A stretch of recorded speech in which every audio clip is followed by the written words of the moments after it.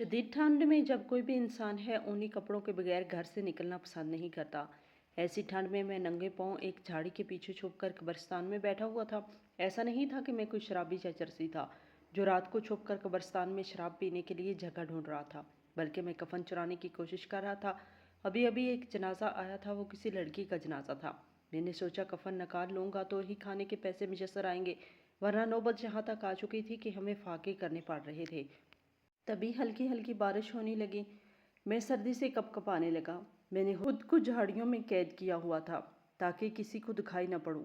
अगर लोग देख लेते तो उन्होंने मेरा वो हाल करना था कि मैं सारी जिंदगी याद रखता। सांस रोक के चांद की रोशनी में मैं सामने की तरफ देख रहा था। वो लोग अपना जनाजा दफना के जा चुके थे।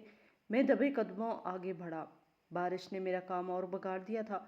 लोगों के जाते ही मैंने कब्रिस्तान के दरवाजे बंद किए और फिर इस कब्र के पास आ बैठा जो नई बनी थी, और इसे खोदने लगा।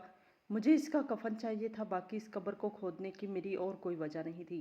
कब्र खोदने के बाद जब मैंने इस लड़की का कफन निकाला तो एक पल को तो मुझे खुद ही नज़र चुरानी पड़ी, क्योंकि ये पहली बार था कि एक लड़की को इस तरह देखकर मेरे हवास डगमगा रहे थे।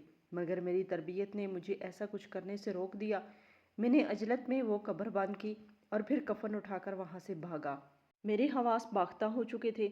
मुझे ऐसा लगता था जैसे मेरे अलावा भी कोई मेरे साथ दे रहा था, कोई शैतानी ताकत जो मेरा पीछा कर रही थी। कब्रिस्तान में इस वक्त बारिश में भागते हुए मेरे पैर फिसल रहे थे, क्योंकि मैं जूते वहीं छोड़ आया था। कीचड़ की वजह से सही से चला भी नहीं जा रहा था, मगर मैं फौरन कब्रिस्तान से निकल आना चाहता था। ऐसा महसूस हो रहा था अगर पीछे देखा तो कोई मुझे ऐसी खुदाई मखलूक दिख जाएगी कि दोबारा कभी कब्रिस्तान का रुख न कर सकूँगा। मुझे इसी वहम की वजह से बहुत ही सी अजीब व गरीब आवाज़ें सुनाई देने लगी, जैसे कोई लड़की रो रही हो। मैं भागने लगा मगर नीचे गिर पड़ा। मेरे कपड़े कीचड़ से भर चुके थे। मैं क्या कर सकता था? मेरे पास कोई दूसरा ऑप्शन नहीं था। अभी मैं कब्रिस्तान से निकलने ही वाला था जब मुझे एक टूटी हुई कब्र दिखाई दी, जो बारिश की वजह से बुरी तरीके से बैठ चुकी थी। मुझे लगा इसको खोदकर कफन निकालना और भी ज़्यादा आसान होगा। मेरी आंखें चमकने लगी और दिल में खौफ की जगह खुशी ने ले ली। मैं वापस पीछे मुड़ा और जल्दी से सारे औजार ले आया। कब्र खोदी तो वो एक बूढ़े आदमी की कब्र थी, जिसका कफन अभी तक साफ शफाफ पड़ा हुआ था। मुझे इसकी किस्मत पर बहुत रश्क आया, लेकिन मेरे पास ज़्यादा वक्त नहीं था। मैंने वहाँ से कफन निकाला, कब्र को अच्छे से बंद किया। अगर सुबह इस बूढ़े आदमी के घर वाले आ जाते तो यकीनन वो कब्र को ठीक करवाने के मुझे इससे ज़्यादा पैसे देते जितने मैं कफन से हासिल कर सकता था। मगर मजबूरी थी, मुझे चादरें बनानी थी। कफन से मेरे जहन में कुछ मंसूबे बनने लगे कि अगर मैं कफन की दुकान खोल लूँ तो रंग का खर्चा बच जाएगा, इससे मुझे ही आसानी होगी। ये सोच दिमाग में आते ही मैं जल्दी से वहाँ से निकल आना चाहा। तभी मुझे ऐसा लगा जैसे बहुत सी औरतें मुझे बुला रही हैं। वो बार बार मेरा नाम ले रही थी, अकबर रुक जाओ और रुक जाओ। हर तरफ से यही आवाज़ें सुनाई दे रही थी। शायद रात के इस वक्त कब्रिस्तान आने का असर था। मैं डरते हुए कब्रिस्तान से निकल गया। हालांकि मेरा सारा बचपन इसी कब्रिस्तान में खेलते हुए गुजरा था। अब्बा के साथ मैं भी इधर ही पड़ा रहता, इस इंतज़ार में कि कोई कब्र खुदवाने आए, अब्बा को पैसे मिले और हमें कुछ खाने को मुयस्सर आए। पहले दिन तो बहुत डर लगा, दिल कांप उठा और रूह ऐसे चीखें मार रही थी जैसे मैंने ज़मीर के ख़िलाफ़ कोई काम कर दिया हो। मगर ये सब कुछ मैंने पहली बार महसूस किया। इसके बाद मेरे लिए ये सब कुछ ये आम हो गया था। अब मैं कपड़ा रंगने की बजाय इसे कफन के दूर पार बाजार में बेचने लगा। लोग हैरान होते कि ऐसा कपड़ा तो फैक्ट्रियों में बन ही नहीं रहा, फिर ये आदमी इतना पुराना कपड़ा कहाँ से लाता है। बहुत से लोगों ने राज मालूम करना चाहा, मगर मैंने खामोशी इख्तियार कर ली। अगर इन्हें बता देता तो वो लोग उल्टा मेरा गिरबान पकड़ लेते। मैंने सबसे छिपाया हुआ था। बीवी को मैंने कह दिया कि मैंने नौकरी ढूंढ ली है, इसे परेशान होने की ज़रूरत नहीं है। इसने कहीं बार बुझा कि क्या करती हो, मगर मैंने कोई जवाब ना दिया। इसे शक गुजरा कि कहीं मैं किसी गलत काम में मुलव्वस तो नहीं हो गया। तो इसने मेरे बाप को बता दिया, क्योंकि हमारा रिश्ता करवाने वाले वही थे और वो मेरी बीवी के सगे चचा भी थे। इसीलिए वो हर बात मेरे बाप को बता देती थी। जब अब्बा जान को पता चला तो मुझसे पूछने लगे कि मैं क्या करता हूँ। मैंने इन्हें बता दिया कि मैं कफन भेजता हूँ और जो लोग अपनों को खुदवाने आते हैं इनकी कब्रें भी खोद देता हूँ। ابا کہنے لگے کہ قبرستان میں تو تم سارا دن آتے نہیں ہو، پھر کہاں قبریں کھودتے ہو؟ میں نے اسے دوسرے قبرستان کا پتہ بتا دیا جہاں ایک دو بار میں نے قبریں کھودی تھی۔ ابا مطمئن ہو گئے۔ ایک روز ابا ایسا سوئے کہ پھر جاگ نہ سکے۔ ان کی تدفین میں نے اپنے ہاتھوں سے کی تھی۔ ان کو کسی پرانی قبر سے نکالا ہوا کفن پہنانے کے بجائے میں نے ایک بالکل نیا کفن خریدا اور انہیں پہنایا، کیونکہ وہ میرے ابا تھے۔ میں ان کے ساتھ ایسا نہیں ہونے دے سکتا تھا، جانتے ہوئے ان کا ایک نئے کپڑے پر بھی حق نہ ہو۔ میں چاہتا تھا کیوں انہیں ساری زندگی نیا کپڑا میسر نہیں آیا، ہمیشہ میت کے کپڑے پہنے رکھے، کم از کم اب تو انہیں بالکل نیا کفن پہننا چاہیے۔ لوگ مرنے والوں کے کپڑے ابا کو دے جایا کرتے تھے۔ دن گزرتے رہے، میں نے اپنا گھر کے قبرستان کے علاوہ بھی بہت سے قبرستانوں میں جائزہ لیا۔ جو بھی قبریں نئی تھیں اور جنہیں آسانی سے کھولا جا سکتا تھا، انہیں کھول کر میں نے کفن نکال لیا۔ اب میں ایسا ماہر چور بن چکا تھا جو صرف کفن چراتا تھا۔ میں سارا دن قبرستان میں تاک لگا کر بیٹھ جاتا کہ کوئی جنازہ آئے تو مجھے اس کا فائدہ ہو۔ یہ نہیں کہ میں قبر کھول کر پیسے کما لوں گا، بلکہ وہاں سے کفن چرا کر اپنی کمائی کا ذریعہ بنا سکوں۔ اسی لیے وہاں میں بیٹھا کرتا تھا، اس کے علاوہ کوئی اور وجہ نہیں تھی۔ میں نے قبر کشائی میں بھی خاصی مہارت حاصل کر لی تھی۔ میرے جیسا ماہر شخص اس پورے شہر میں کوئی نہیں تھا۔ جتنی صفائی سے میں قبر کھودتا تھا، اتنی زیادہ محنت سے میں قبر کشائی کر لیتا۔ ایسے ہی ہمارا خرچہ چل رہا تھا جب میں 2 بچوں کا باپ بن گیا۔ کچھ عرصہ گزرا کہ ہمارے گھر میں جھگڑے رہنے لگے۔ بیوی بات بات پر مجھ پہ لڑتی، وہ خود بیمار رہنے لگی تھی۔ میری بھی حالت کچھ ٹھیک نہیں تھی۔ پہلے ایک بچہ بیمار ہوا اور کچھ مہینوں بعد فوت ہو گیا۔ پھر دوسری کی حالت بھی ایسی تھی۔ اب تو مجھے ڈر سا لگنے لگا، مگر میں ابھی تک اس کام سے باز نہیں آیا تھا، کیونکہ مجھے اس میں کچھ غلط نہیں لگتا تھا۔ جب کوئی آپ کا حق نہ دے تو اسے چھین لینا چاہیے، ایسا میری اماں کہا کرتی تھی، اور میں انہیں کے نقش قدم پر چل رہا تھا۔ وہ تو کب کی فوت ہو چکی تھی، مگر ان کی بات ابھی تک مجھے یاد تھی۔ بچوں کی موت پر تو میری بیوی بالکل ہی پاگل ہو گئی تھی۔ وہ ہر وقت مجھ سے لڑتی جھگڑتی اور سارا دن بستر پہ پڑی رہتی۔ کھانا بھی مجھے بنانا پڑتا تھا۔ پھر میں سوچنے لگا کیا خیر ایسا کیوں ہو رہا ہے، مگر سمجھ میں کچھ نہیں آیا۔ انہی دنوں مجھے معلوم ہوا کہ میری بیوی کسی بڑے مرض میں مبتلا ہے جو جلدی اس کی جان لے لے گا۔ میں پریشان ہو گیا اور بیوی کے علاج پر سب کچھ لگانے لگا، مگر وہ نہ بچ سکی اور ایک روز اس دار فانی سے کوچ کر گئی۔ اب میں اکیلا رہ گیا تھا، مگر میں نے یہ کام کرنا نہ چھوڑا، بلکہ اس کام کو دن میں بھی کرنے لگا۔ جب دوپہر کے وقت سارا قبرستان ویران ہوتا، تب میں قبر کھودنے کے بجائے بنی بنائی قبر کی قبر کشائی کر دیتا، وہاں سے کفن نکال لیتا۔ اپنوں کی موت کے بعد تو جیسے میں اتنا بے حس ہو گیا تھا کہ کچھ سمجھ ہی نہیں آتی تھی کہ کیا کر رہا ہوں۔ میں پاگلوں کی طرح حرکتیں کرنے لگا تھا۔ قبر کھود کر ہی مجھے سکون ملتا تھا۔ دن رات گزرنے لگے۔ ایک روز رات کے وقت ایک بوڑھے آدمی کو دفنایا گیا۔ میری نظر اس کے کفن پر تھی جو بہت مہنگا لگ رہا تھا۔ مجھے لگا اس سے تو میں اور بھی زیادہ منافع کما سکتا ہوں۔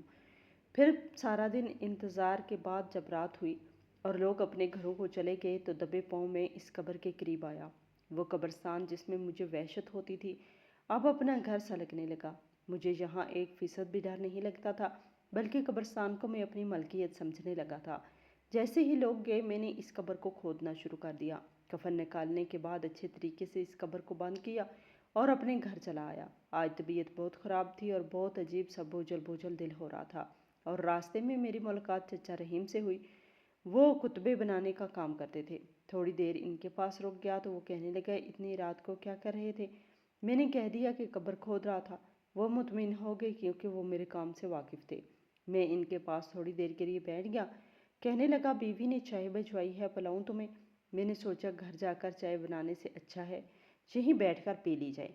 وہیں بیٹھ کر میں چائے پینے لگا۔ چچا رحیم اور ابا میں بہت دوستی تھی۔ ایک قبریں کھودتا تھا اور دوسرا مردوں کو دفناتا تو دوسرا ان کے لیے کتبے تیار کرتا۔ چچا رحیم بھی بڑے عجیب انسان تھے۔ انہیں پہلے سے ہی علم ہو جاتا کہ آج کس طرح کا خطبہ بنانا ہے۔ کبھی کبھی مجھے ان کے علم پر شک سا ہونے لگتا کہ انہیں سب کچھ پہلے سے کیسے پتہ ہوتا ہے، مگر جو بھی تھا وہ بہت عجیب تھے۔ دن کے وقت سوتے رہتے اور رات کو آ کر قبرستان میں ایک درخت کے نیچے کتبے بناتے رہتے۔ اگر کوئی انہیں وہ کتبے بناتے ہوئے دیکھے تو ڈر جائے۔ لمبے بال اور داڑھی اور مونچھوں کی بناوٹ ایسی کہ اونٹ دکھائی نہ دیتے تھے۔ छोटी आंखें जो अंदर को धंसी हुई थी और चेहरे पर हमा वक्त कर्ब की कैफियत रहती। वो अपने काम में इतना मशगूल होते थे कि पास से कोई गुजर जाता तो ध्यान ही ना देते। इनका हाथ कुतबे पे चलता रहता।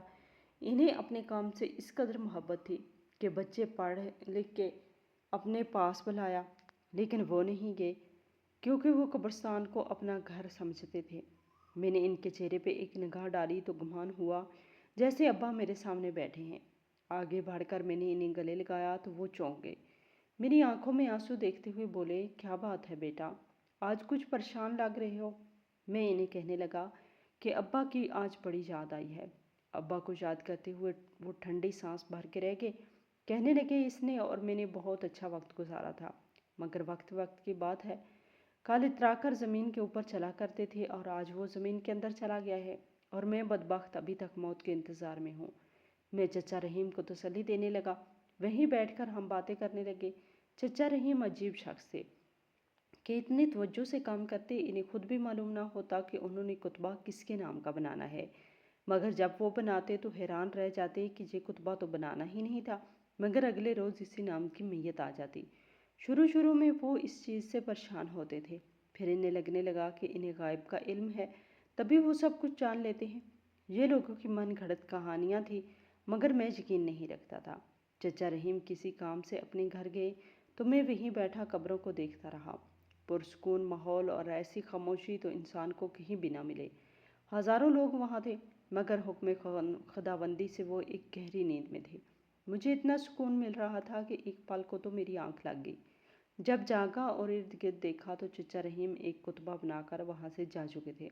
कुतबे पर नज़र पड़ी तो पैरों तले से ज़मीन निकल गई। मैं बेयकीनी से इस कुतबे के पास आया और नाम पढ़ने लगा। नाम पढ़ के मेरे सर पर आसमान गिर चुका था। खौफ के मारे मेरी सांसें फूलने लगी, सारा बदन पसीने से शराबूर हो गया। डर के मारे मैं भागने लगा, इतना भागा कि सांसें फूल गई। दिल की धड़कन में इजाफा हो चुका था, मगर मुझे होश कहाँ था। मैं तो दीवानावार भाग रहा था, ऐसे जैसे इसराइल मेरा पीछा कर रहा हो। मैंने अपनी आंखों से जो देखा था वो गलत नहीं था। घर आकर मैं फूली हुई सांसों के साथ चारपाई पर नीम दराज हो गया और सोचने लगा कि चचा रहीम ने आखिर ऐसा कुतबा बनाया क्यों। फूली सांसों के साथ मैं काफ़ी देर चारपाई पर पड़ा खुद को पुरसकून करने लगा। कई दिन कुछ हो गए मैं अपने घर नहीं आया था। ज़्यादातर कब्रिस्तान में रहता और फिर बाज़ारों में चक्कर लगाते लगाते दिन का पता ही ना चलता था। भूख ने बुरी तरह से सताया हुआ था, मगर नींद भूख पर गालब आ गई तो मैं बेसुध होकर वहीं सो रहा। सुबह उठा तो कफन को देखा, वो वहीं पड़ा हुआ था। मैंने सोचा अच्छे से इसे धो लेता हूँ ताकि वो ज़्यादा दाम में बिक जाए। कफन की क्वालिटी इतनी अच्छी थी कि अमीर लोग भी अजीब हैं, जिंदा होते तो अपने और गरीबों में फ़र्क रखते हैं, मरने के बाद भी फ़र्क मिटाना नहीं चाहते। मैंने कई तरह के कफन देखे थे, मगर इसका कपड़ा बड़ा ही कोई अजीब था, जैसे बहुत महंगा हो। मैं चुपचाप इसको धोने के लिए नलकी की जानब बढ़ गया। जैसे ही कफन को झाड़ा तो मेरे हाथ एक पर्ची लगी। मैं 8 जमातें पास था, लिखना पढ़ना बहुत अच्छे से जानता था।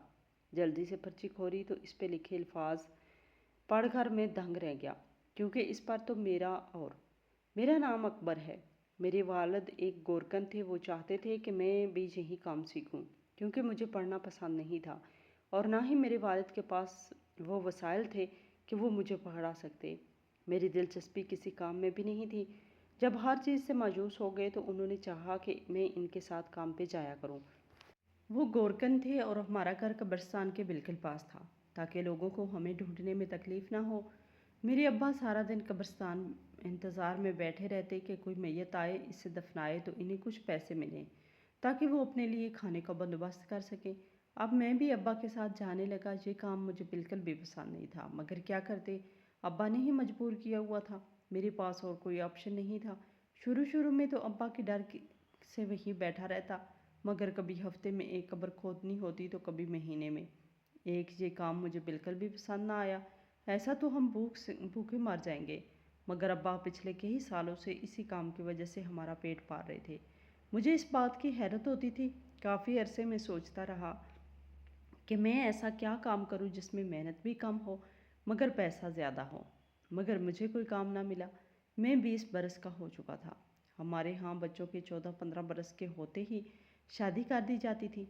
मैं कमाता नहीं था, अब्बा ने फिर भी मेरी शादी कर दी। मेरी बीवी का तल्लक جس گھرانے سے تھا وہ لوگ سفید چادریں لیتے تھے اور انہیں رنگ کر کے مہنگے داموں بیچتے تھے اور زیادہ کام عورتیں کرتی، مرد بس جا کر بازار انہیں بیچ آیا کرتے۔ مجھے یہ کام بڑا پسند آیا۔ میں نے سوچا کیوں نہ اسی کام کو آگے بڑھایا جائے۔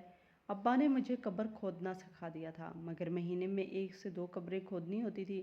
مجھے یہ کام پسند نہیں تھا، اسی لیے میں ابا کو قبرستان چھوڑ کر بیوی کے ساتھ اسی کام میں ہاتھ بٹانے لگا۔ میں سفید چادریں ہول سیل ریٹ پر لے آتا، ہم مل کر انہیں رنگ کرتے اور اس کے بعد مہنگے دام بیچتے۔ اس سے ہمیں اچھا خاصا منافع ہو رہا تھا، مگر اب میں چاہتا تھا کہ اس سے بھی آسان کام ڈھونڈا جائے۔ میں نے سوچا کہ کچھ ایسا ہو جائے کہ ہماری چادریں نہ لینی پڑے اور ہمیں منافع بھی خوب ہو۔ بھلا ایسا کیوں کر ہو سکتا تھا کہ ہم چادریں بھی نہ خریدیں تو رنگیں کس کو اور بازار جا کر بیچیں کس کو؟ یہ دونوں سوال میرے ذہن میں آنے لگے۔ میں سوچنے لگا کہ آخر ہمیں کس طریقے سے فائدہ ہو سکتا ہے۔ ایک روز ابا نے مجھے قبرستان بلایا کیونکہ 2 قبریں کھودنی تھیں۔ میں سارا کام دھندا چھوڑ کر ابا کے پاس چلا آیا۔ ان کے ساتھ قبریں کھدوانے کے بعد جب جنازے کا انتظار کرنے لگا تو ابا مجھے کفن پہنانے کا طریقہ سمجھانے لگے۔ تب جا کر مجھے پتہ چلا کہ کفن میں تو اتنی زیادہ سفید کپڑا استعمال ہوتا ہے، اگر وہ حاصل کر لیا جائے تو ہمارے لیے بہت فائدہ ہوگا۔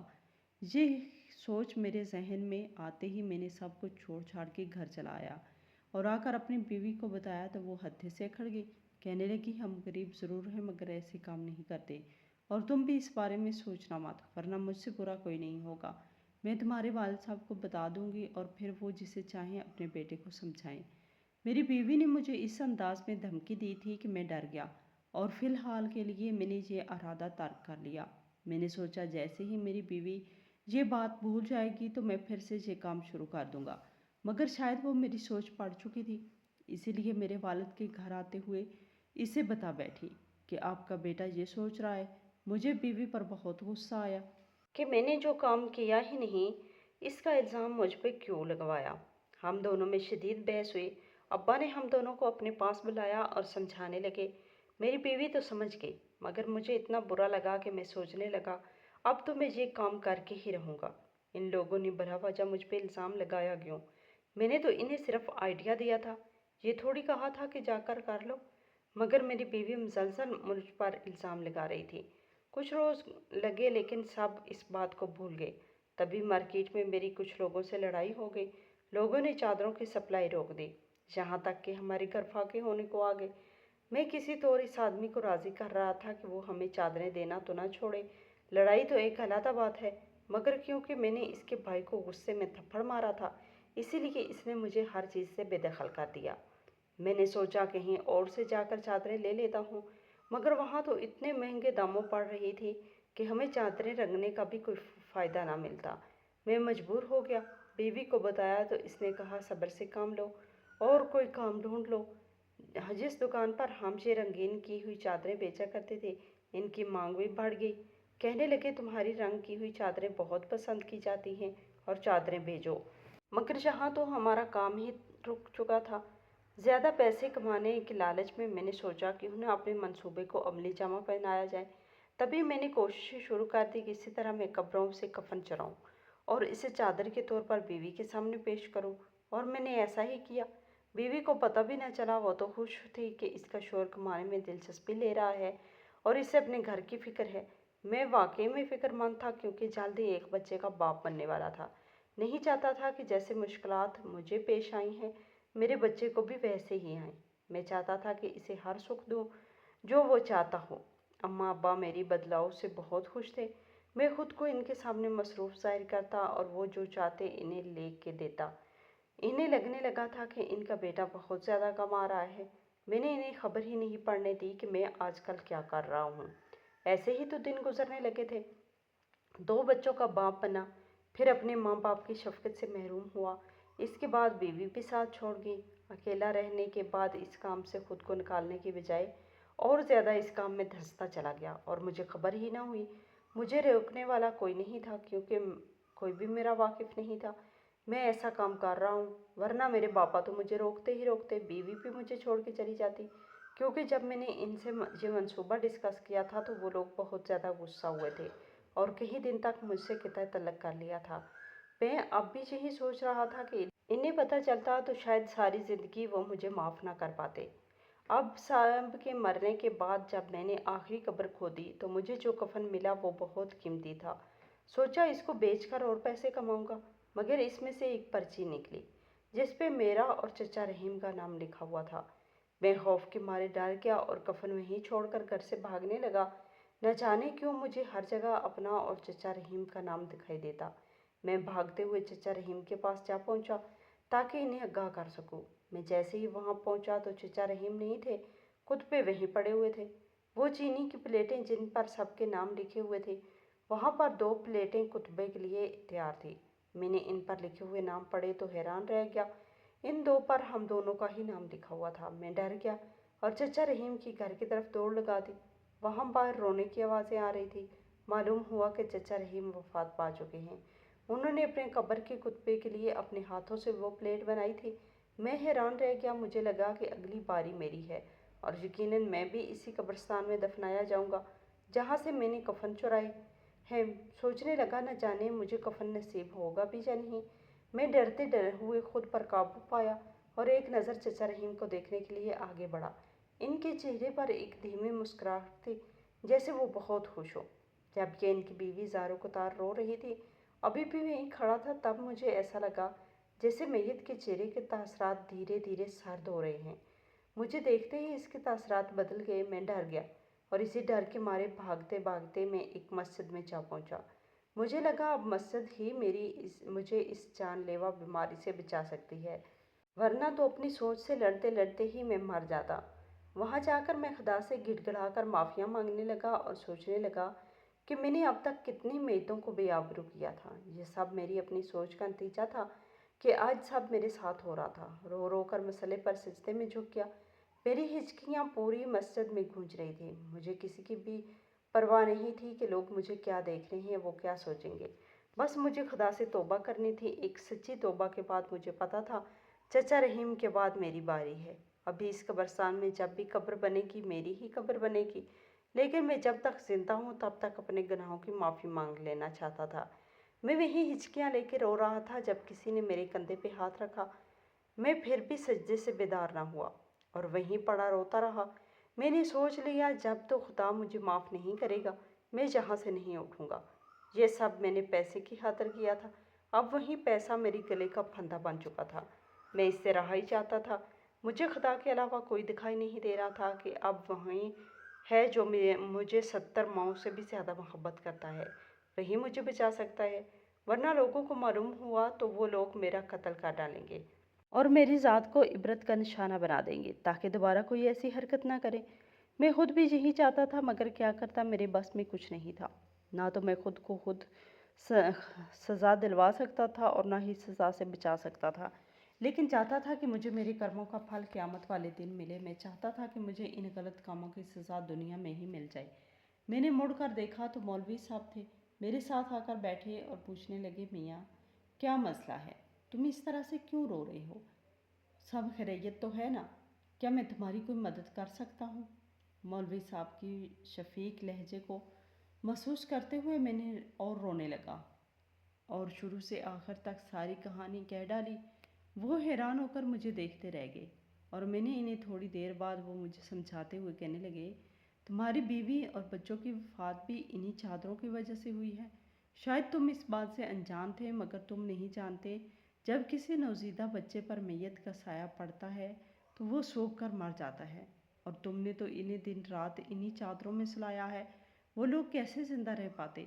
अभी भी वक्त है तुम्हारे पास, खुदा से तौबा कर लो और इस खुदा से वक्त मांग लो ताकि तुम्हें बख्शिश का ज़रिया मिल जाए और ख़ुद को इतनी बड़ी सज़ा से बचा सको। तुम जानते हो ना, जब लोग अपना मामला खुदा पर छोड़ देते हैं तो फिर वो जो बदला लेता है सारी दुनिया याद रखती है। मौलवी साहब के समझाने पर मैं सर झुकाकर बैठ गया। गलती मेरी थी। पैसे के पीछे मैं पागल हो चुका था। जिनके घर गुर्बत जहन्नम लेती है वो ऐसे ही सारी ज़िंदगी पैसे के पीछे भागते रहते हैं। कभी ये नहीं सोचते कि इनकी आखिरत ख़राब हो रही है। मैं भी पैसे के पीछे भाग रहा था क्योंकि मुझे बड़ा आदमी बनना था, मगर बगैर मेहनत के। मेरे बाप ने मुझे बहुत समझाया था, मगर मैं कहाँ समझने वाला था। पागलों की तरह एक ही चीज़ के पीछे भागता रहा جو میری تھی ہی نہیں، اسے دوسروں سے چھیننے کی کوشش میں رہا۔ اب جا کر احساس ہو رہا تھا کہ میں نے غلط کیا۔ مولوی صاحب کے سمجھانے پر میں مسجد میں رہنے لگا اور گناہوں کی معافی مانگنے میں شدت آ گئی۔ ساری رات بیٹھ کر جائے نماز پر اپنے گناہوں کی توبہ مانگتا رہا، یہاں تک کہ مجھے اس مسجد میں رہتے ہوئے 10 سال گزر گئے، مگر مجھے موت نہ آئی۔ اب میں اسی انتظار میں ہوں کہ کب میں اجل کا نوالا بنوں اور کب مجھے اس دنیا سے آزادی ملے، ورنہ اپنے گناہ کے بوجھ تلے دبتے دبتے میں پاگل ہو رہا ہوں۔ اپنے خدا کا سہارا ہے، ورنہ تو کب کا ایک حرام موت کو گلے لگا چکا ہوتا۔